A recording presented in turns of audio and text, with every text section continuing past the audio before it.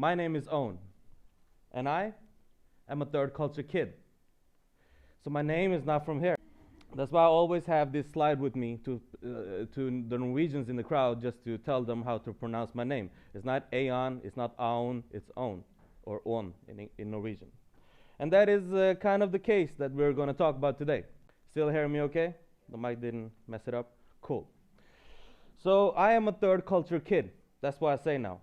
I am a third culture kid. But the thing is, what does that mean? Well, if you ask Ruth Usim, who actually coined the term third culture kids, it means growing up in between cultures. It's as easy as that. You grow up in another culture that is not your parents. So one culture outside, one culture at home. That is the basic explanation, the simplified version of what this means. But this term is made in the 50s and 60s, and Ruth, she talked about the children of American citizens living abroad. So it's not the same as me, because I'm not my parents are not American. But I think that today, it still means the same thing. It basically means the exact same thing. It's just situated in another place. For example, it's not about Western kids living in another culture, it's about Eastern kids moving to the West, the children of immigrants and refugees and people that came here to work. That is what the term means for me. And let's talk about me. So when I was a kid, the thing is, let me explain one thing first. The thought process in my mind, the language in my mind is in Norwegian. Okay? So everything I think is in Norwegian. But my face isn't, as you can see. My face is kind of Pakistani because of my parents. And this was a discourse for me in my life. Because who do I identify with? The people that think in the same language as me, or the people that look like me? But the people that think in the same language as me, they don't think alike, and the people that look like me, they don't look alike. So who am I supposed to be in this thing? Every time I tried to fit in, it felt a bit awkward. But at the same time, it felt kind of good. I was so confused in who I was supposed to be that at the end of the day, I didn't want to be any of these things. Didn't want to be Norwegian. I didn't want to be Pakistani. Do you know what I wanted to become? A rapper from Brooklyn. That was my thing. I wanted to be a rapper because I related to the rappers. Like, they were talking about being outside of society. Their story was a lot more extreme than mine. They were about guns and dangerous people in the neighborhood. I had a neighbor called Bodil, and she was 80 years old. And the scariest thing about her was her dog or the neighborhood. But at the same time, I could identify with the rappers from Brooklyn and Bronx and Queens and whatever. Why? Because of the same reason I could relate to my Chilean friend instead of my Pakistani cousin in Pakistan. Because I felt a connection to the concept of being a minority, not the concept of being Pakistani or Norwegian. So you kind of create your own culture. So one of the big things for me was that I used to shave my head a lot. Because now I have to shave my head, but then was because I wanted to look like the rappers. I even want to look like them, and that was my outcry for looking for role models, basically. Because when I looked at Norwegian media, and I'm 29 years old, I'm born in 1989, so I grew up in the 90s, and at that time, media, yeah, of course, we had Hollywood and Bollywood. I was in between, like equator.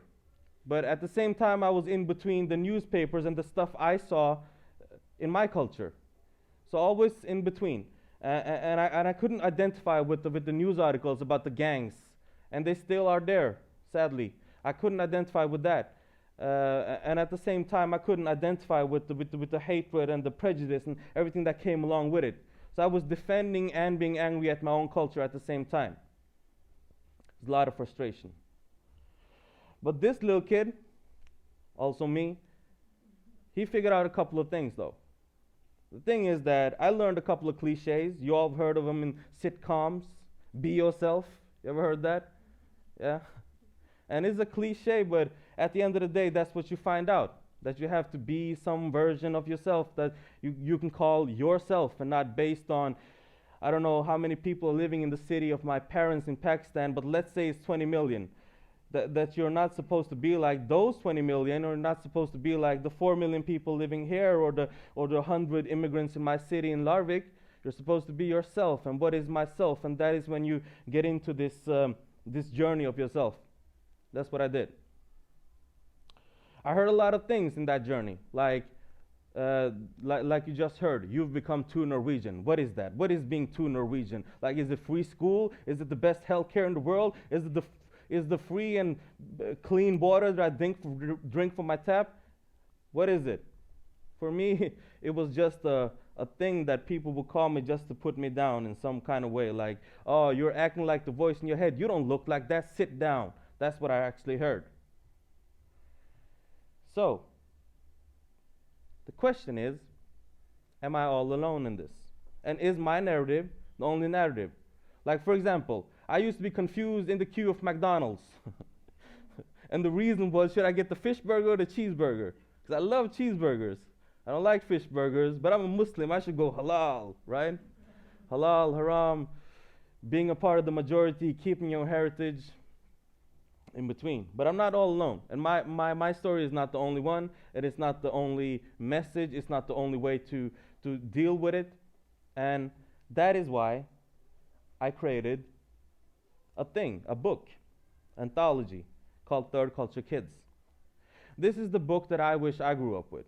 This was before, and some of these references are for the Norwegians in crowd, before Carpe Diem and rappers like Arif, and before you can see the brown faces on the television as you see now, before Faten could be a host on Norwegian TV with a hijab, before all of that, when you had Syv Søstre and you had Izzat and Shpa, the movies about immigrants being criminal and dangerous, that was like the narratives I used to hear. And that was the people I automatically started looking up to. So this is the book I wish I had. And I've gathered 28 people that I think are great voices and great ambassadors for Third Culture Kids. And it's a wide range. It's everything from letters from the prison to people in the city council here in Oslo talking about their experience of that. So I present to you a video with no sound, and I will translate it for you. So these are the beautiful people, as you see, and the video says that you can call it a handbook for the next generation, or you can call it a self-biography of the generations before them, or you could call it a platform for important voices, or where we take the word ourself instead of being interpreted or misinterpreted by someone else. In a book about growing up in between cultures, we are the Third Culture Kids.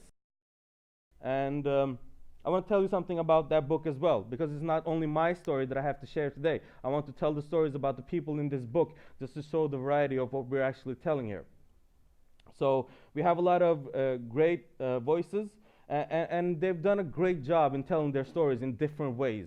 Because we're writing this for kids, and we know that kids are impatient when reading, so we wanted to create a variety that you don't know how the next person is gonna tell his story. Like, for example, Philip Emilio, one of my favorite artists from Norway.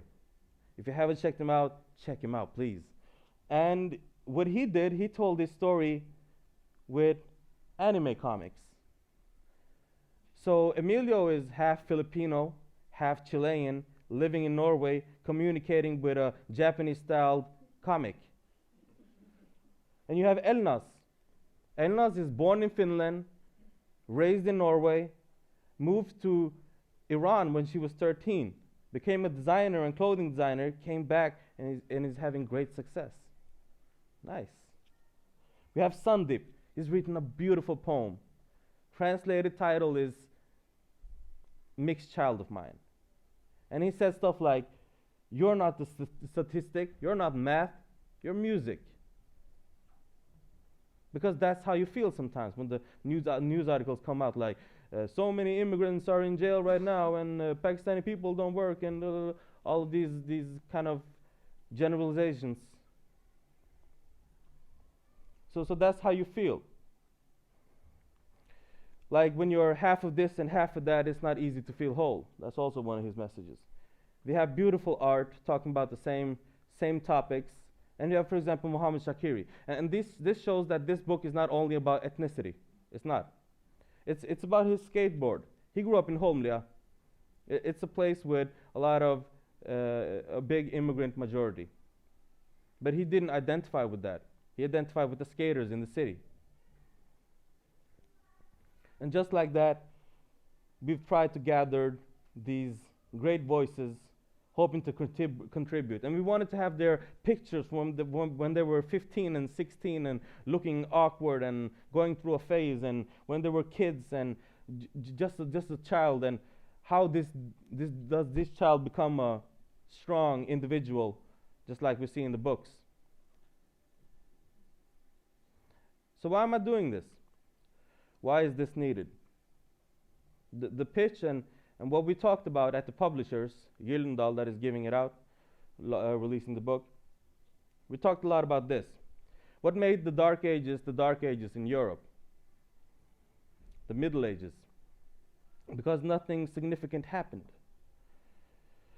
Like the ancient times before it, the knowledge wasn't passed on. But someone kept that knowledge. The Muslim world kept that knowledge. And while the Dark Ages in Europe, the Muslim world was having a bloom in math and inventions and things that still gain us today. I think that if we as a second, third, or even first generation don't pass along our knowledge, what good is it for the kids growing up now? Are we leaving the kids now in the Dark Ages?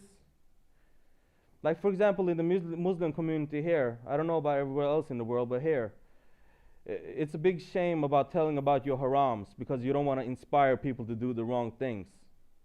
But I learned one thing working with TV. It is when the moment when the character does something it's not supposed to do, that it makes it most human. A character breach, karakterbrudd, as we would say in Norwegian. That is what makes a character most relatable.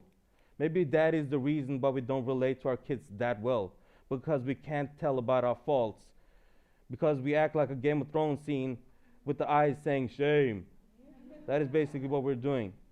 So I made this book with my faults, and maybe not everyone's faults, but a very honest book about growing up in between cultures, just to share our knowledge to the kids growing up now, so that they don't have to go through the Dark Ages all alone and wake up in the age of 29 and realize that they can finally see.